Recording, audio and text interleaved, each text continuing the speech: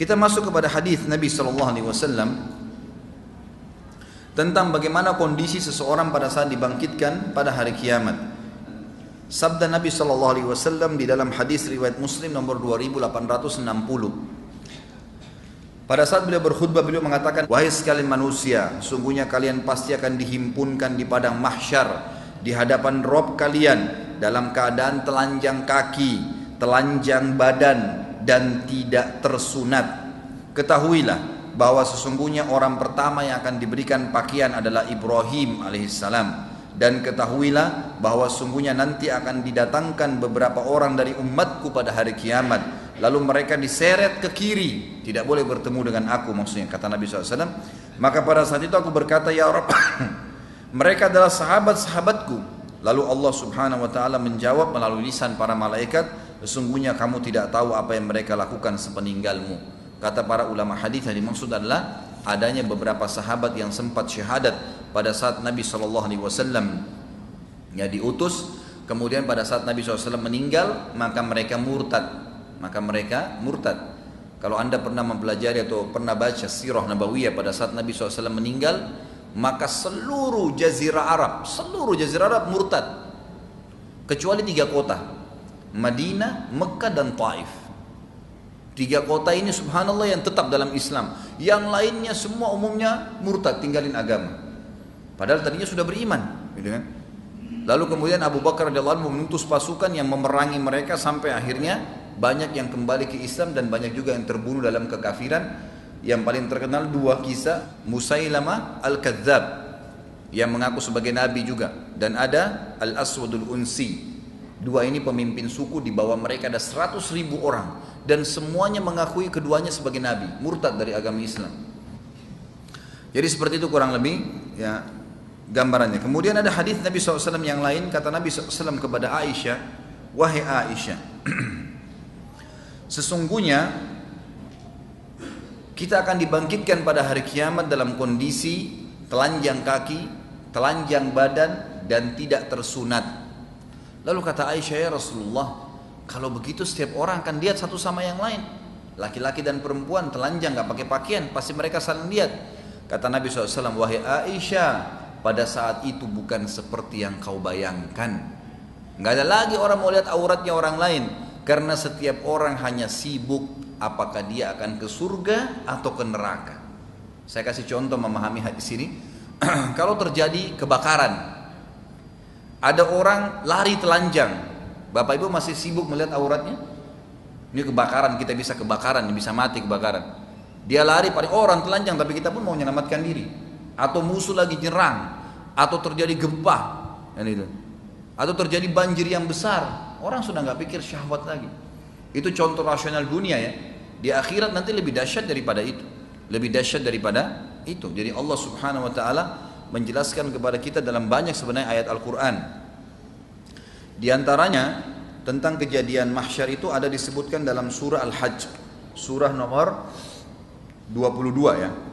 Allah Subhanahu wa taala berfirman dalam surah Hajj ayat 1 pertama saya bacain, hai manusia, takutlah kalian, tunduklah kalian kepada Tuhan kalian Allah yang tidak ada Tuhan selain Dia. Sesungguhnya goncangan hari kiamat itu kejadiannya sangat besar untuk kalian. Kalian tidak mampu menampung itu. Allah sudah ingatkan. Ayat pertama surah Hajj. Ayat kedua Allah ceritakan lebih jauh. Ingatlah pada hari ketika kamu melihat kegoncangan itu. Semua wanita yang menyusui secara otomatis akan melempar anak yang disusuinya. Dan kalau ada wanita yang sedang mengandung, maka segera dia melahirkan atau akan gugur kandungannya. Serta kamu akan lihat manusia seperti orang mabuk semuanya, padahal mereka tidak mabuk, tetapi azabnya Allah sangat keras. Lebih jauh lagi,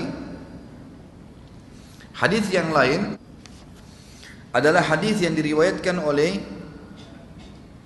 Ibnu Majah nomor 4308. Kata Nabi SAW, akulah pemimpin anak Adam pada hari kiamat dan tidak ada kesombongan dalam itu.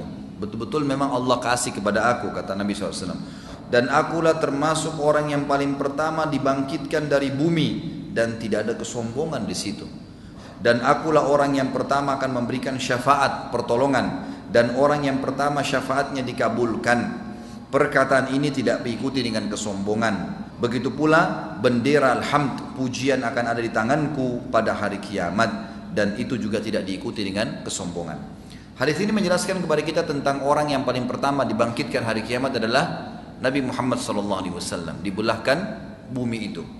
Lalu kata Nabi SAW dalam hadis yang lain, hadis sahih riwayat ahli sunan, nanti di mahsyar setiap orang akan dibangkitkan dalam keadaan mereka tenggelam dengan keringatnya sesuai dengan kadar dosanya. Ada yang tenggelam sampai di mata kakinya, ada yang tenggelam sampai di lututnya, ada yang tenggelam sampai di perutnya, ada yang tenggelam sampai di dadanya, ada yang tenggelam dengan keringatnya sendiri sampai Allah datang menghakimi mereka. Ini sebuah hadis menjelaskan tentang kondisi mahsyar. Pada saat itu dalam hadis Bukhari juga dijelaskan matahari akan mendekati kalian hanya sejarak sekian mil. Nggak disebutkan 1 atau 2 mil tapi sekian mil. Jadi sangat panas. Maka manusia semuanya berkeringat pada saat itu. Ini hadis yang menjelaskan tentang keadaan mahsyar.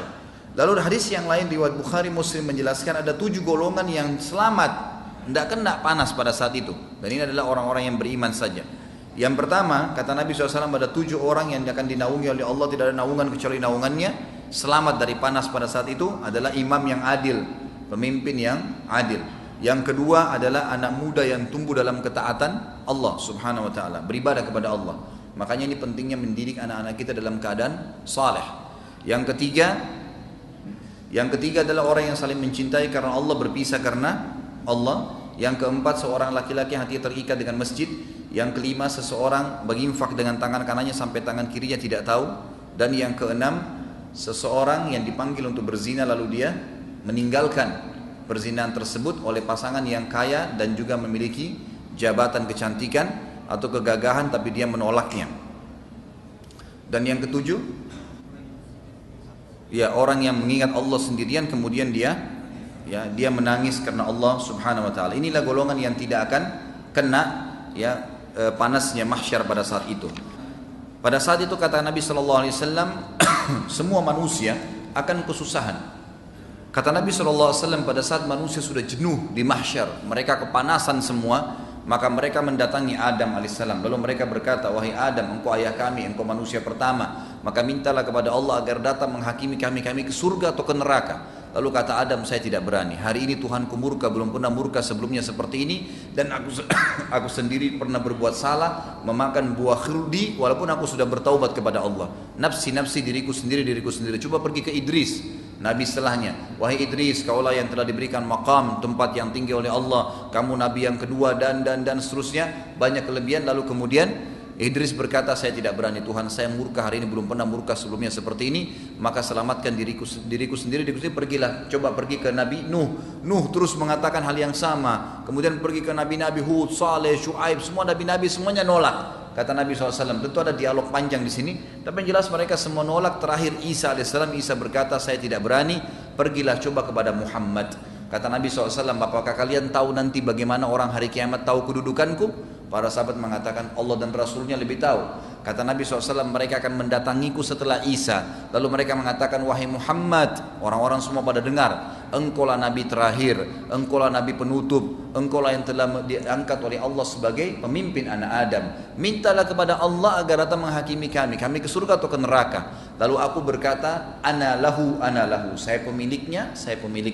Lalu Nabi kita Muhammad SAW mengatakan, saya datang ke bawah arsy-Nya Allah, kemudian saya sujud, kemudian saya dibukakan oleh Allah puji-pujian untuk Allah yang tidak pernah dibukakan untuk orang sebelum aku dan juga sesudahku. Lalu terdengar suara dari langit, kata Nabi SAW, Allahu alam berapa lama saya sujud, lalu terdengar suara dari langit, dari arsy-Nya Allah. Allah berfirman kepada Nabi SAW mengatakan, wah Muhammad, angkat kepalamu, berikan syafaat, maka kau akan diberikan syafaat. Maka pada saat itu Allah subhanahu wa ta'ala pun memberikan izin Nabi SAW, maka beliau memberikan 2 syafaat pertolongan. Pertolongan pertama adalah semua manusia dihisab pada saat itu ke surga atau ke neraka, dan yang kedua adalah beliau memberikan syafaat pertolongan untuk umatnya sallallahu alaihi wasallam agar bisa diselamatkan dari api neraka.